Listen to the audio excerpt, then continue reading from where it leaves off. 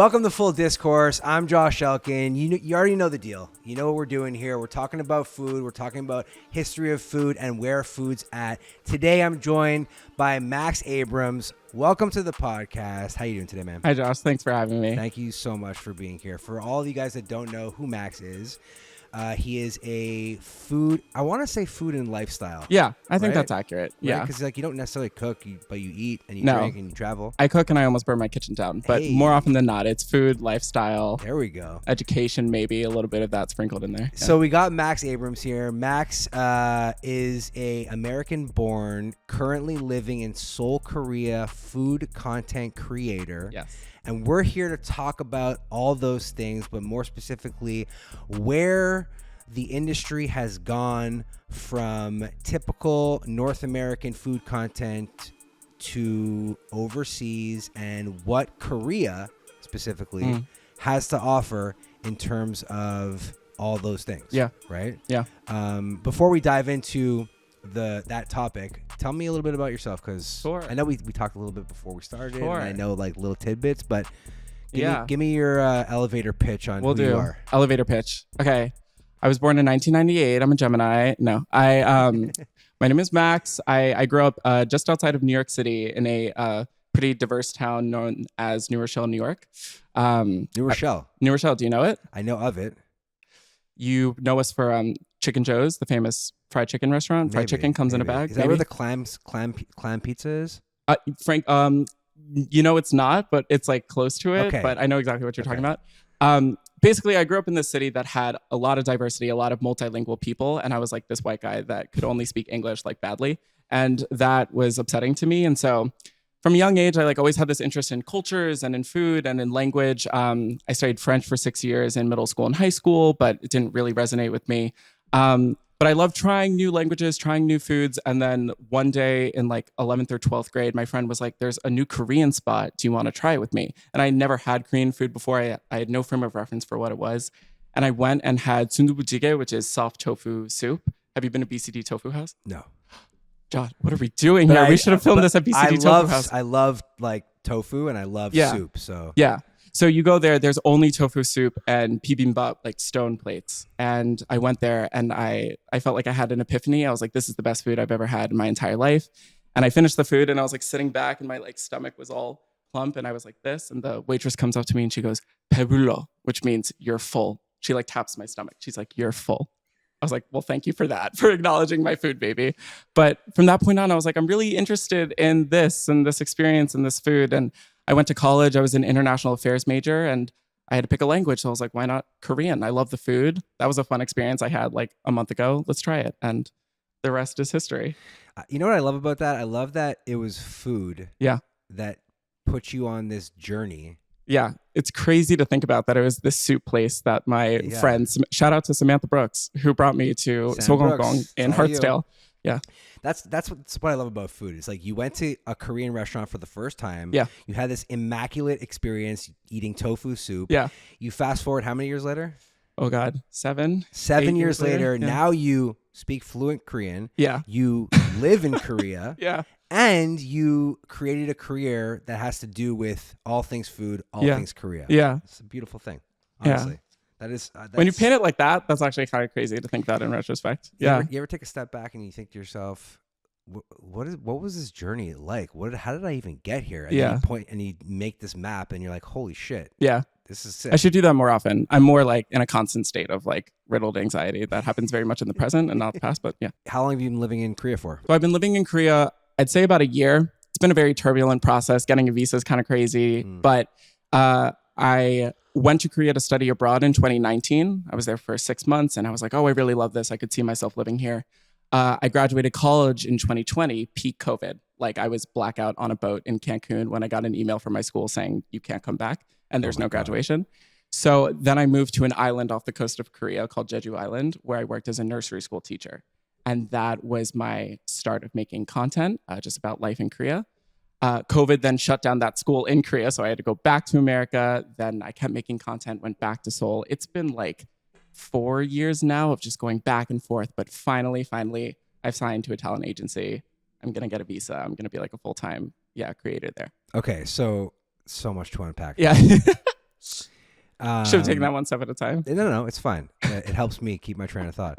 Nursery school teacher? Yeah. Nursery. Oh, yeah. They told me it was an elementary school, but I think that was like a grave mistranslation because I showed up and my kids were 3 and they pooped themselves. Okay. And they pooped themselves in Korean. So they were like, they said like, I shat myself in Korean. At this point, did you speak fluent Korean? Yeah, I spoke really good Korean, but I was there as an English teacher. So they pooped themselves and the school was like, you need to speak English to them. And I was like, okay, but he just said in Korean that he pooped himself. And I know what he said. So I can't go back. Exactly. Right? Exactly. So yeah. Wow, that's interesting.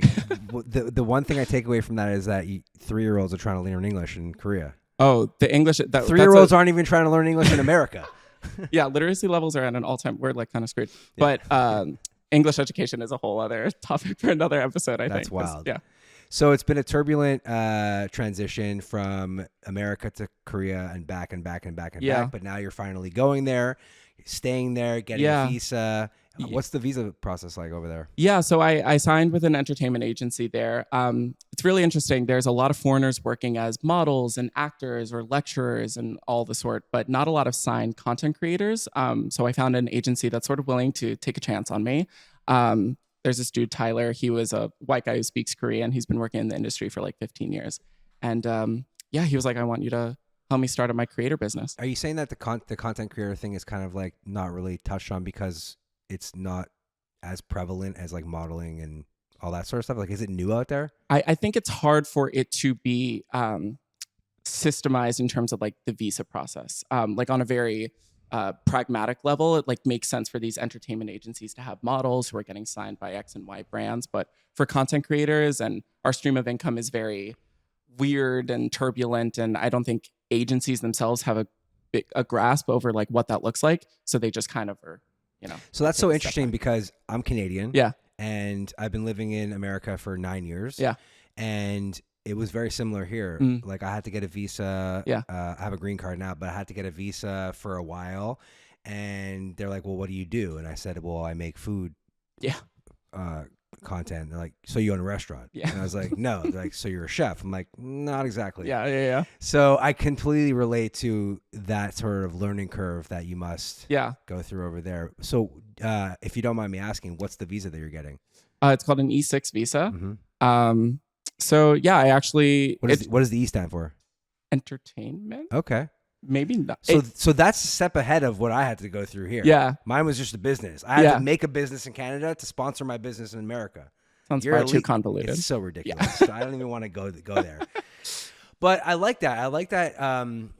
They don't necessarily know what's going on in terms of our corner of the industry. Yeah. And you being from here are sort of like catapulting that out there. Yeah. It sounds like. Well, I think they and to relate it to sort of the topic of this podcast episode, like I think they see that Korean food, culture, exports at large are really on the rise. Mm-hmm. And they understand the power that these sort of like foreign ambassadors of Korean culture have, especially when they're making content in Korea.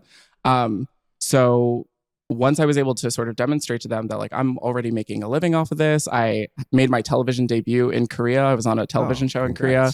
Thank you. So like I think they see the merit in it because the wave is sort of it's called the Hallyu wave, which is the wave of Korean exports and culture abroad, and it's something that's been around for actually 2 decades now. It generally started with Korean dramas and K-pop certainly, but the Korean food thing has really just constantly like gone up and up and up, and it's not dying anytime soon. And I think the agency sort of recognized me being somewhat of a key player in that. I don't know if that sounds brash to say. Not at all. Yeah. You also stick out, so it helps with the being able to be identified. Do you get recognized in Korea?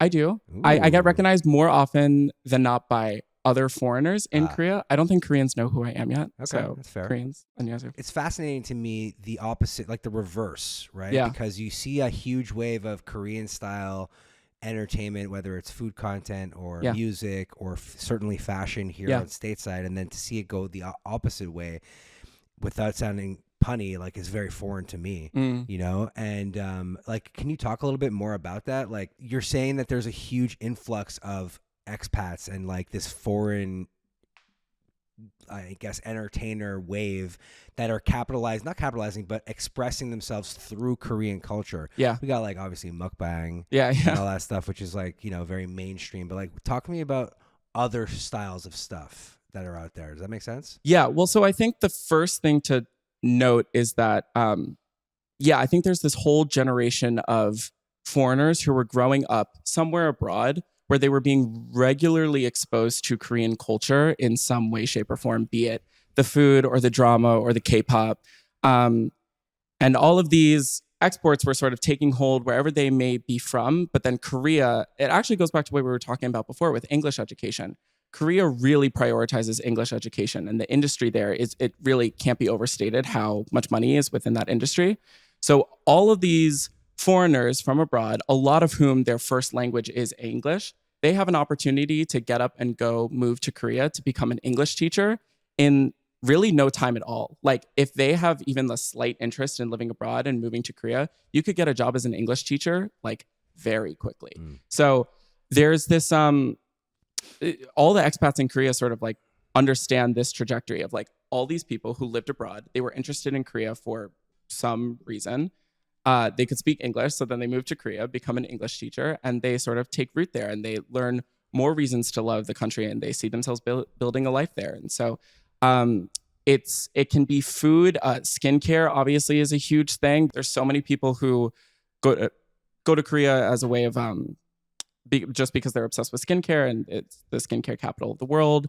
Dance now, I mean, the dance culture in Korea is growing. Like there's just so many little corners of pop culture that Korea is making its own unique stamp on that I think people find really refreshing and distinct from the places that they came from. So yeah, they're enjoying it. It's funny because my first introduction to Korean culture was streetwear.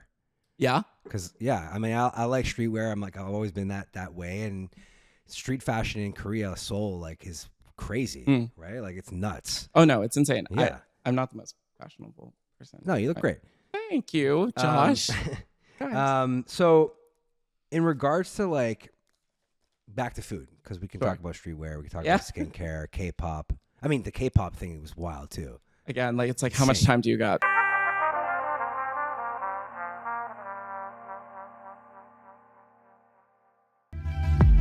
I just like talking about the differences because you're an American that really identifies with Korea probably more than anything. Yeah. Were you doing food content here before you went there? Yeah. So the first iteration of Max Not Beer was when I was a nursery school teacher and I was just telling stories of what it was like being a teacher there. But because my school closed and I stopped being a teacher, I was like, I can't do that forever. So I was like, what's another thing that I'm passionate about that I could see myself doing with some sort of longevity? And it was food. I've always been passionate about food. I've always ate like a shit ton. So I was like, I could see myself being happy doing that. And because I could speak Korean while I was living in New York City, I would go to all of my favorite Korean restaurants across the city. And I would go in, speak to the owners in Korean and share why I love their menu, why I appreciate this space. And there was one place, it was called Chick of Us on the Lower East Side, like right around the block from my apartment. And I went and I filmed a video for her. She serves takhanjong, which is like chicken in a cup, fried chicken in a cup with rice cakes and sotok, which is sausage and rice cakes stacked on top. Sounds delicious. It's literally crack. It's so good. Write that down. We're making that. It's literally so good. Anyway, I filmed this video. She had just opened her shop maybe like a month ago. Filmed the video. The video got like 5 million views within the first 48 hours. Wow. By the time I went back a week later, there were lines out the door. You did that. And I like, it's crazy to swallow that and even to say, and it sounds really like full of myself to say, but I go back and I talk with this woman and she just is so overjoyed. She's like, I didn't know where my rent was going to come from for months. And like all of a sudden something changed. And I think you changed the course of my business. And now I've seen other creators go to her. And so after that experience happened and it was so poignant to me, I was like, oh, I could like do this. Like in some ways I was like, Guy Fieri, went around the country going to like diners, drive-ins, and dives. Like I could just like go around the world and support Korean businesses wherever I am, like wherever the world takes me. And I could live such a happy life doing that. So food became a through line that I really wanted to maintain in my content. And that video kind of sparked the rest of everything. So I have a couple questions. Yeah. First of all, it's a beautiful thing that today's day and age, a food reviewer, I'm just labeling you Yeah. that for this It's okay. example, Yeah.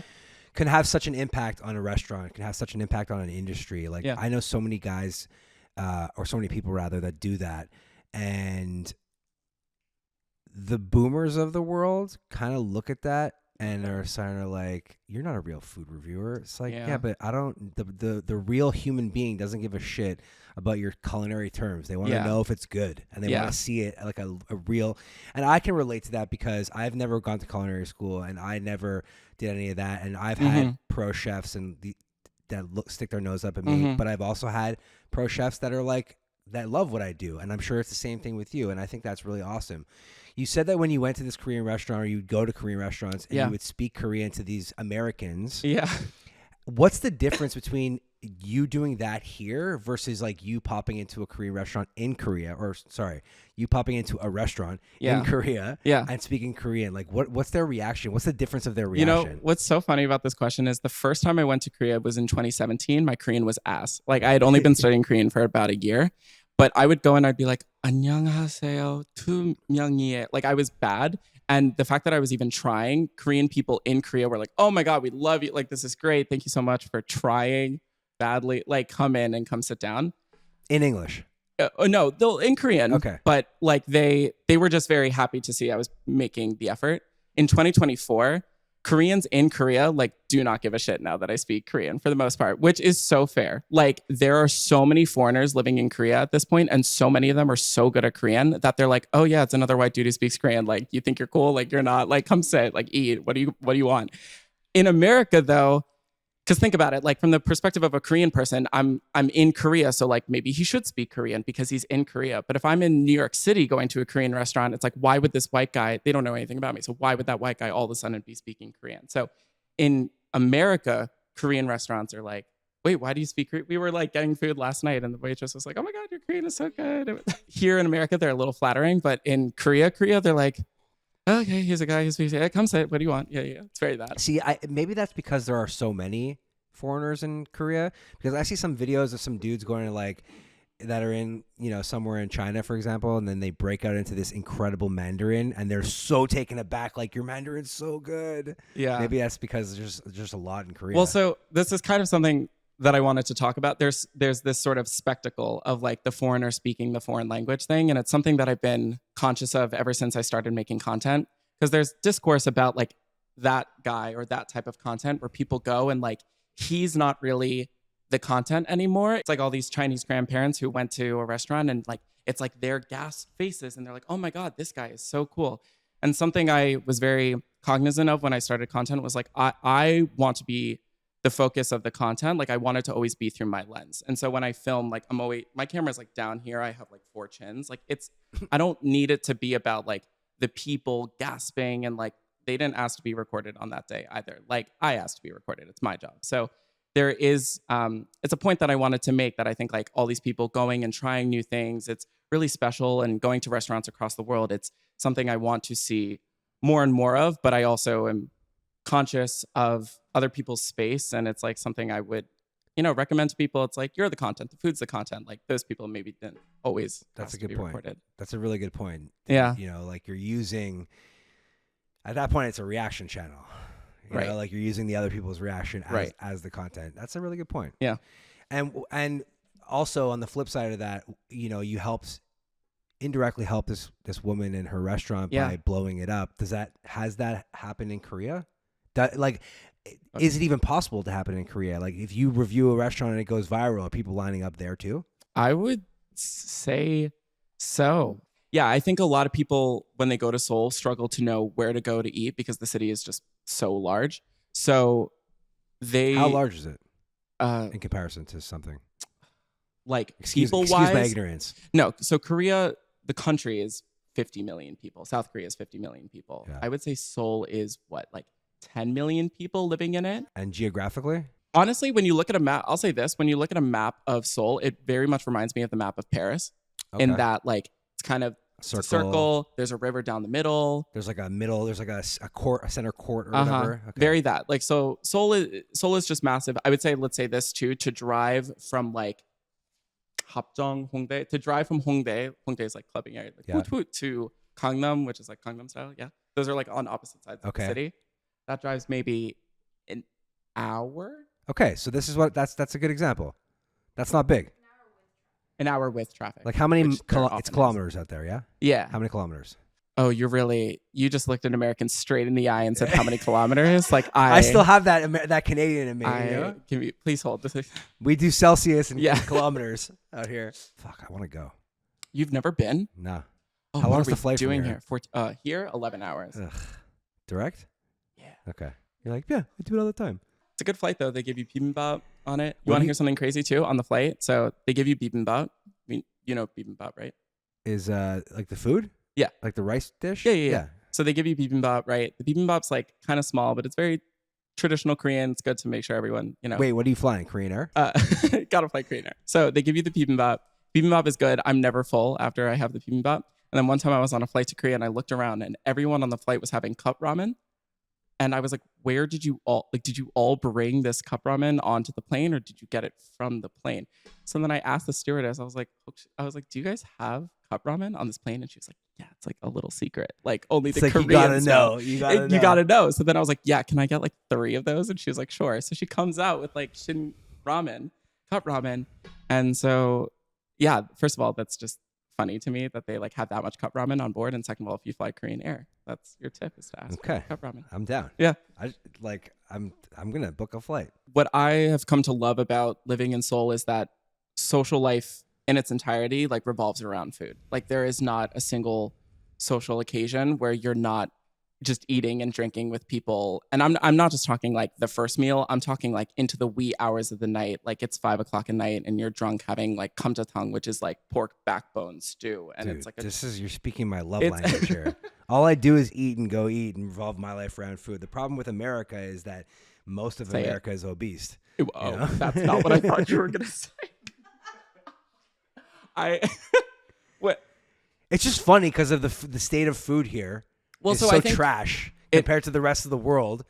You know what I mean? Yes, and I think Koreans are much more mindful of where their food is coming from as well. So, for example, like every Korean restaurant you go to in Korea, they have to say where each ingredient is coming from, like publicly displayed for everyone to see. So you can see if the kimchi is domestic, you can see if the beef is domestic, the rice is domestic. Like there's an appreciation for where the food is coming from, how it's being sourced, the natural ways in which it's being sourced.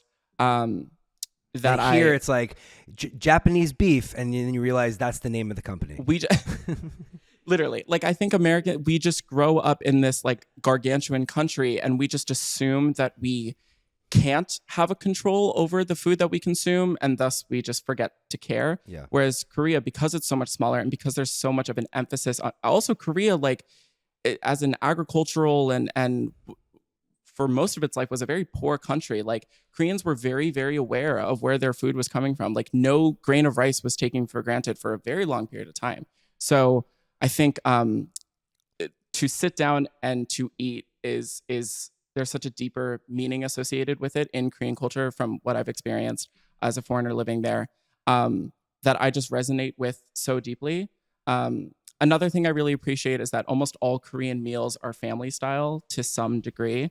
In America, the concept of every person ordering a single meal, that's also like the portions can be sometimes crazy big, sometimes crazy small, but people ordering a single meal for themselves and not sharing is now kind of strange to me because it feels so much more fun and in the spirit of having a meal with your loved ones to have like a giant soup in the middle and have like all these side dishes and everyone just like going to town. Like that is such a more fun and meaningful way to eat with your people rather than be like, I'm going to get the pasta. Well, I'm also going to get the pasta. And then now all 7 of you are sitting with your own like individual sized pasta. I don't know. It's like so these fun. days, the trend in restaurants is every waiter or waitress is like, okay, so we are family style. Yeah. Everything's meant to be shared. 3-4 plates per person. And then you get it and it's like you're 5 people, or let's say you're 3 people and there's two things on each plate. It's like, you just wanted an upsell. No. That's not the same thing as actually having a family 100%. style mentality. I get what you're saying. Yeah.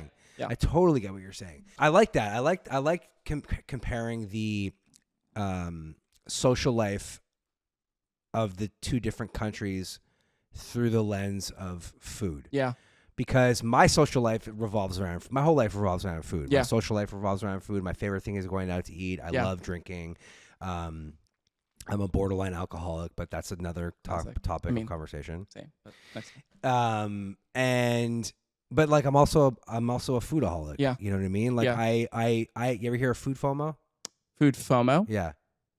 No, but I could over ordering with fear of sure. ordering the wrong thing. Yeah. Like that's my life. Yeah. Or ordering for friends. I mean, you're really gonna like this. Oh, I don't do that. Well, my friends, they're like, I order and they're like, so I don't have to order, right? Yeah. And I'm like, nah. That'll be me when you come to Korea and I get to order for you. Yeah. It's gonna be so fun. And just like the difference there is just it's such a contrast. In terms of like social media, do you see that same contrast? I know that when you're here, you focus on, you sort of stay in that lane of Korean food and all that. But on the grand scheme of like food content in both areas, like, do you see a huge difference? Well, I think firstly, like, it's really cool to see how Korean food it just never goes out of the mainstream. Like, there are so many Korean dishes over the past like 5 to 7 years that have just never left people's frame of consciousness, like tteokbokki and ramen, and nowadays it's raw marinated crabs. Like, have you seen the raw marinated crabs on TikTok? I gotta send you the raw marinated crabs. They're raw, like they're not cooked?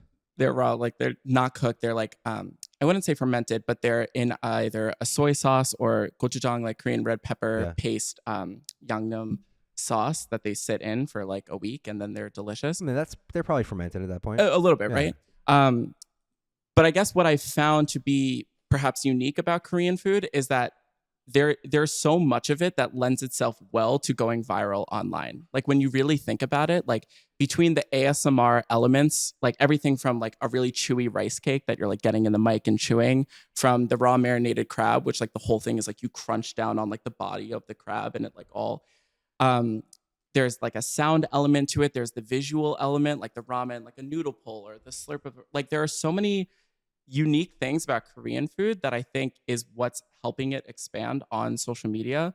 Because the fact that people who know like absolutely nothing about Korea but are still trying to find the like pink carbonara like product ramen to like eat in their homes, I just think that that's like so cool. And it's like, wow, Korea like really does that. Like, time and time again, like Korea, for better or for worse, like will not leave the main like frame of consciousness. And like, it's just, I don't know, it's really cool to think about sometimes. Yeah, that is cool to think about. And all those things have now been bastardized by America. Period. Like, TikTok Shop. Like, now it's like people selling product ramen on TikTok Shop. And it's like, this stuff has been around for like decades. Like, you did not find like spicy ramen. Like, it's been around for. Yeah, this ain't you. All these people that do like no reaction. Yeah. You know those ones? Like, they're just eating all the spicy, the spicy and they things? don't move. Are you good with spice? I can do spice, yeah. Yeah. Yeah. I mean, I'm not like... No. I like spice that doesn't alter flavor. Spice that doesn't alter flavor. Like, if you eat something like, for example, like a habanero pepper. Sure. You know, very flavorful. But sometimes it'll change the flavor of the rest of the food and ruin it for me. Yeah. I like Szechuan pepper because it's like, it's a lot of flavor. It's a lot of like, I like the numbing sensation. Yeah. You know? Do you like chicken feet? Yeah. Okay, great. Yeah. So you made chicken feet once, remember? Yeah. Yeah. In Korea, one of my favorite spicy dishes is tteokbokki, which is chicken feet. It comes boneless or bone in. Typically, you get like a thing of cheese on the side, so you can like dip the chicken feet in the cheese, or you'll get jumokbap, which is fist rice. So they give you fist. I've never heard those two sentences fist together. rice. That is those the direct words. Translation. Fist rice. Fist rice. So basically, it's like a bowl of rice, and the rice is seasoned with sesame oil and seaweed, little cut up pieces of radish and stuff, but it's loose when it comes. And then you put on gloves at the table and you just get in there and get it all together. And then you'll take a little clump with your fist, hence fist rice, and mix it all together to make like a little ball. And you eat it alongside the tteokbokki to sort of like cut the spice a little bit. And you can like put the ball in the cheese and then put the thing on the thing. And it's magic.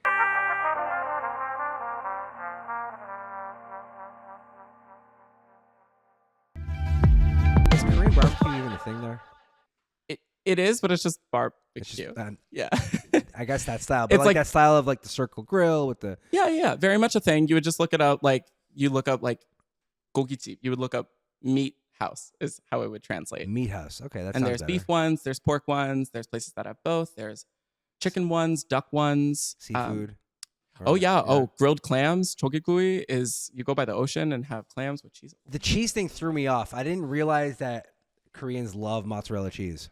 Hell yeah. I didn't know. Had no idea. Yeah, I think that's a byproduct of the sort of the American influence of like the post-war era cheese and like sliced American cheese, for example. Have you ever heard of budae-jjigae or army-based stew? So this is like a good. I love American cheese. So yeah. So army-based stew was this dish that is this sort of like perfect blend of American ingredients and Korean flavors. It was inspired in the post-war era where Koreans were pretty poor and they would just kind of take whatever they had and put it in a pot with their traditional seasonings and spices. And the result is this like giant hot stone bowl with baked beans and tofu and ramen noodles and rice cakes and sausage, little hot dogs. And it's Spam. It's so good. And then almost every time you get it, so there will be all that stuff, and then they'll just take like a slice of Kraft American cheese and like slap it right down on the center. That's so funny. And it's just so funny, and it's also such like a perfect sort of glimpse into how Korean food has always like stayed true to its roots while also changing with the times or changing when exposed to other flavors and ingredients. Like it's so distinctly Korean. Like you look at it and it looks nothing other than Korean, but like there is a slice of Kraft American cheese in the center. And the baked beans is and American. But the it's Spam is like Japanese, right? Like, but it's just you make American, but like meant for. It wasn't Spam invented during. For the war. Yeah. But you try it and it tastes it from my perspective distinctly Korean in a way, even though it's this blend of all this stuff. And I just think Korean food has always just been really good about that, about taking inspiration. Also to say, the cheese became a thing. Yeah. Cheese, and because Korean food is so often spicy and savory, like putting cheese on like almost anything that they make will like make it taste better. So I think Koreans got a hold of that too.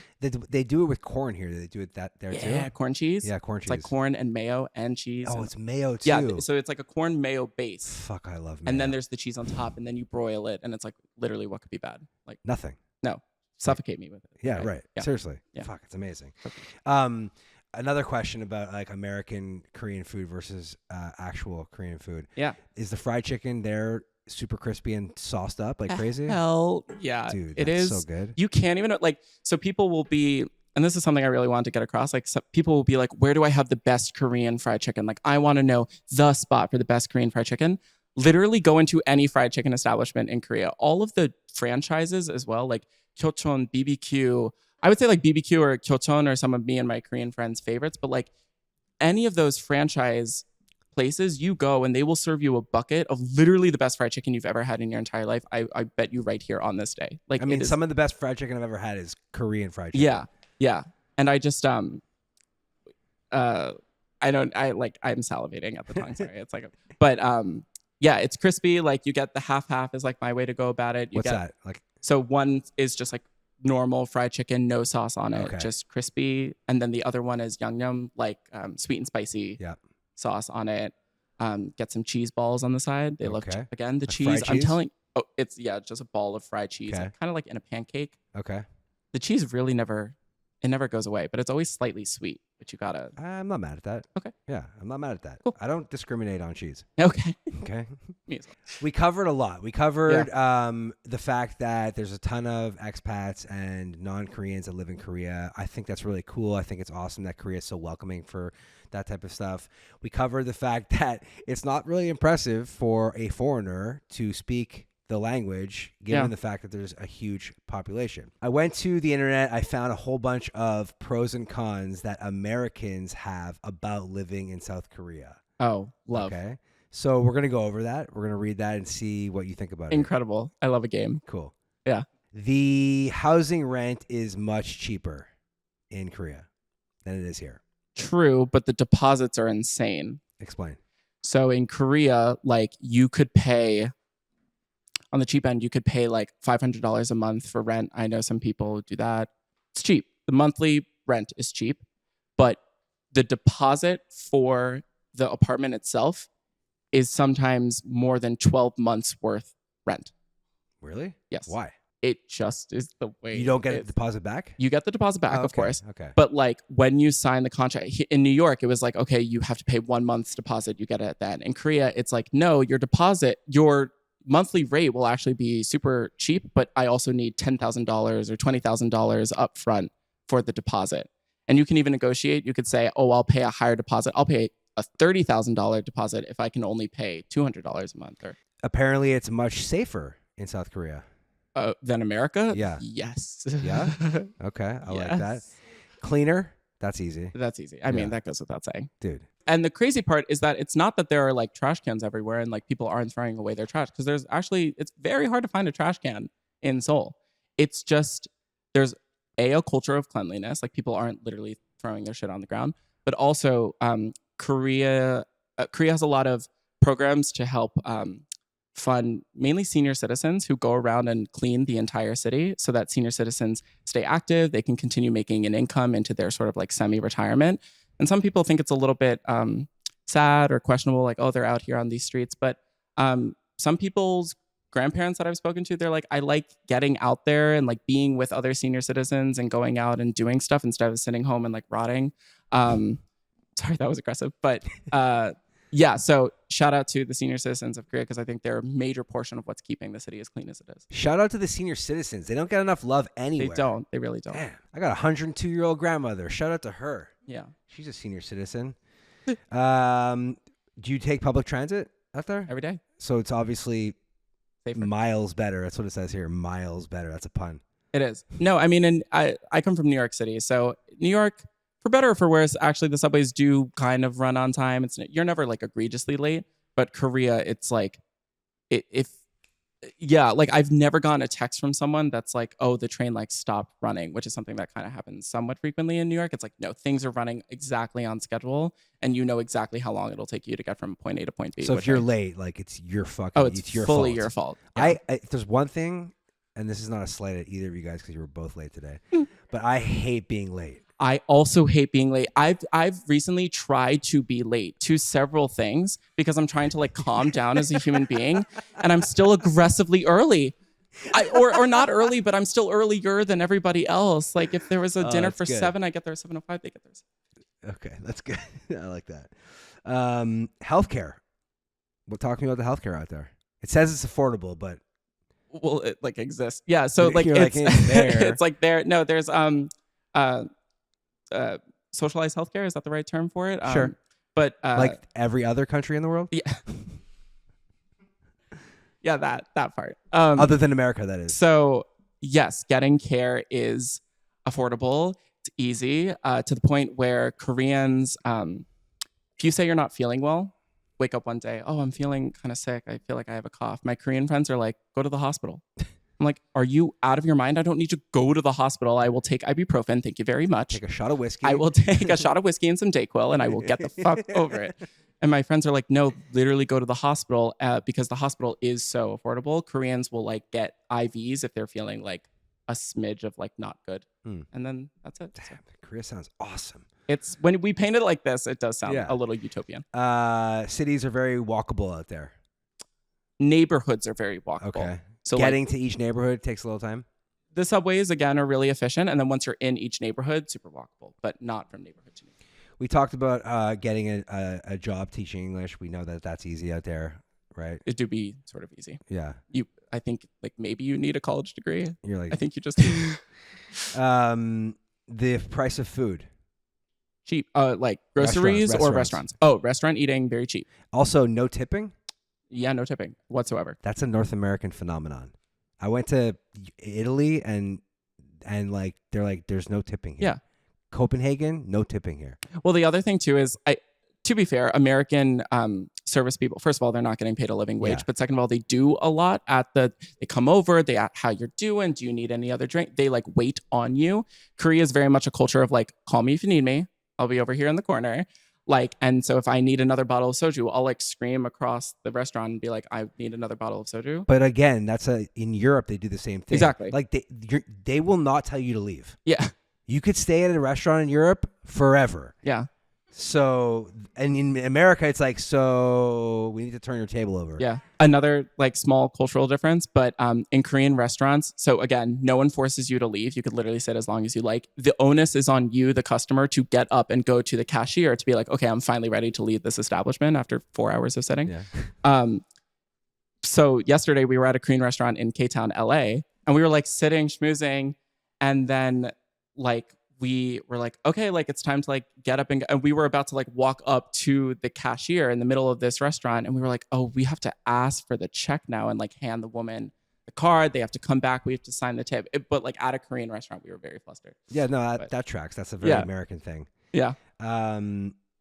The public display of behavior is better than America out there. The people are better, more well behaved, just in general. Yeah. So things like jaywalking, for example. Yeah. There's not a lot of jaywalking in Korea. There's no jaywalking really in Seoul. Things like playing music in public is frowned upon. People very much like keep to themselves. What about just like general like public rowdiness? So the funny thing is that at night, shit gets real. Yeah. Like I think people have this misconception that like people aren't rowdy in Korea, which it's not that they're not rowdy. It's like they're all just waiting until the lights go down and they get some drinks in them to like fuck shit up on the streets. I like that a lot. But yeah, during the day, people keep their composure. Do people, like we were talking about at the jump, that they're learning English at a very young age? Like if I didn't speak any Korean and I didn't have a tour guide or anything like that, or I didn't know anybody in Korea, if I went there, would I be able to like get by? I think you'd be able to get by. Yeah. What I always say to people is you'll be able to get by. It just depends on how much of an immersive experience you want. And you certainly won't have that level of immersion that you probably are looking for off of English alone.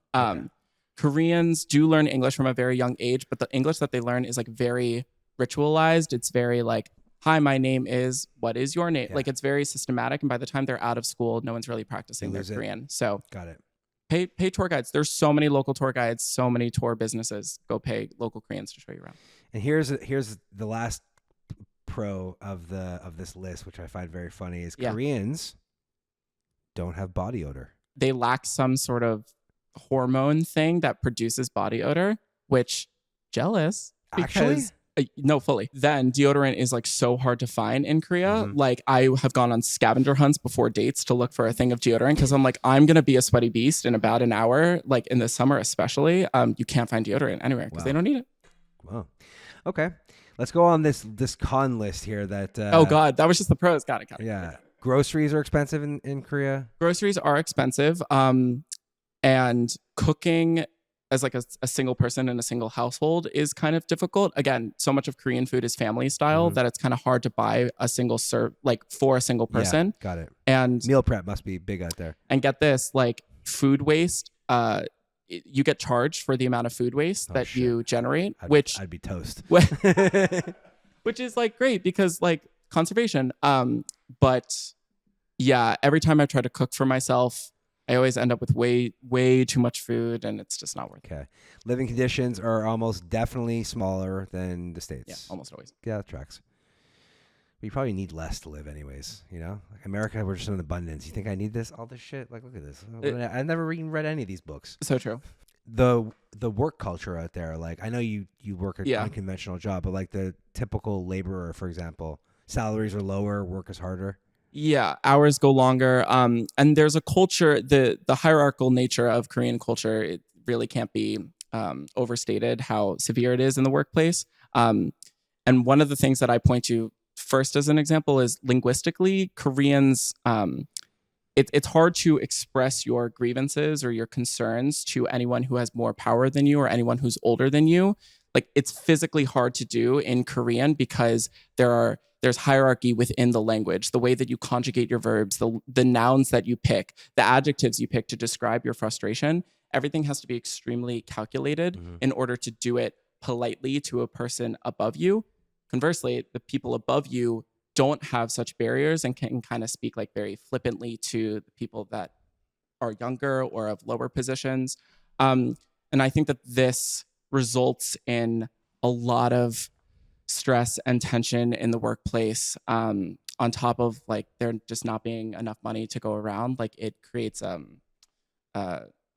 really unhealthy type of environment where everyone's sort of like checking each other. There's this there's this concept of like, I'm gonna see what everyone else is doing. Everyone's a snitch. And it's like, if he's working late, like I gotta work late. Like I can't get up until he gets up. Very bad. I hate that. I had an environment once like that. I was like, yo, your job's not my job. I'm going home. So be your own boss. Yeah. Start your own business. If you're a foreigner, not working a teaching job is very hard to do. Yes, it's hard to find a job as a foreigner that isn't a teaching job. Yeah. That isn't a Thank you for correcting me. No, it's fine. My grammar. I just think that the English teacher, the expat English teacher framework is so concretized within Korea. It's like very easy to understand, like, what is my life going to look like? What is my hours going to look like? It's been around forever and it's not going anywhere. Got it. But everything else is sort of like unmarked territory that the rules really haven't been built yet. Also, the concept of like HR like doesn't really exist in Korea. So it's like just kind of from a foreign perspective, I think it could be hard to acclimate to. Okay. Is there a lot of new development happening in Korea, like neighborhoods popping up, gentrification, for example? Yeah, I mean, Seoul is insanely expensive to live in. Yeah. And it's getting more expensive by the day. But for example, like if you go on TikTok and look up where should I go hang out, people will say Songsu, which is this neighborhood that literally is like car factories and like had like all this heavy industry and blue collar workers in it for its entire lifespan. Up until now, there's a soap store now, and there's a Burberry store and a Dior. Is it Dior Cafe? Or interesting. It's happening at a rapid pace. But the thing about Korea too is that hot places, like the places to go, flip very quickly. So like Songsu will be the it place now, and give it like 2 or 3 years, it's going to be some other neighborhood that completely flips over, and that real estate in Songsu is just going to like all those. It's going to stay high, and then the people will have had to move out because it was hot one time, and now that's kind of what's happening in LA. Yeah, honest. And it happens in New York also. Yeah, there's always a new hot borough. Yeah, like 10 years ago, West Hollywood was like the shit really? in LA. Now it's like no one goes there. Yeah, Silver Lake then became a thing, and now it's like meh. All right, well, we're almost at the end, but I have 2 more questions for you. We can do this really quick. What's the most overrated food in Korea in terms of food trends? Overrated. A food trend, or like any, not even a trend, just like a food. Like for example, like I know bulgogi is not really a thing there. Yeah, I was about to say like bulgogi. I don't think I've actually ever had bulgogi inside the borders of Korea. Same for bibimbap. I've had like once or twice, but people do not have bibimbap. I could talk about this forever. Bibimbap by its nature is literally rice with all of the pantan or all the veggie side dishes you have in your fridge, like just thrown into a bowl. It's what people make when they like, oh, I kind of don't have anything else. Let me throw it in the bowl. People don't go out to like a leftover thing. Okay, yeah. That tracks. If someone had 24 hours in Seoul and they had to go for one breakfast item, one lunch item, and one dinner item, what would your recommendations be? Love this question. Okay. The breakfast item is literally go to any cafe that has sogumpang, which is it's trendy nowadays, but it's salt bread. Especially for the foreign palate, most breads in Korea are very sweet. If you want sweet stuff, go get the sweet stuff. But I really love salty stuff, and sogumpang is this like buttery, crispy bottom, hollow interior because there was like a stick of butter in there. Salty bread. Get that with an iced Americano. You've officially had like a very Korean breakfast. It's like a Korean pastry sort of situation. Yeah. All right, and now lunch. Lunch, go for like a stew. Go to like a jjigae, like a stew place that has like all these different stews that you could try. I really love, don't be freaked out, sundae-gukbap, which is sundae is blood sausage with noodles in it. Please give it a chance. It literally just tastes like hearty meat. Bone broth, like it's not what people think it is, and it's really hearty and delicious. And I think it's a classic Korean meal that you should try if you're there. Love that. And dinner, you should get barbecue. Okay. Meat house. Go to a meat house. You can pick either beef or pork. Don't go to a place that serves both. I would say, like, pick which one you like more and go to a place that does that really well. Get whatever meats you want, and then start with your unmarinated meats. So there's marinated and unmarinated. People might know, like yangnam is like the sauce that goes over the marinated meats. The point is, start with unmarinated, then go to marinated meats, and then if you want, I go back to unmarinated and I get cold noodles to have with the unmarinated meats, and I eat them together. Love that. And that is a happy food coma. That's a sick move. Sick move. Yeah. Well, we covered a lot. We did. And now I really want to go to Korea. I'm shocked that you haven't been there because I'm not from what that I've much learned of a about world traveler, honestly. But from what I've learned about you today, you will have the time of your life. Yeah, I love food, and I love being able to experience like what a country has to offer through the food, which is all my travels that I've done. Yeah. And you really painted a really good picture. I'm super hungry right now. Yeah.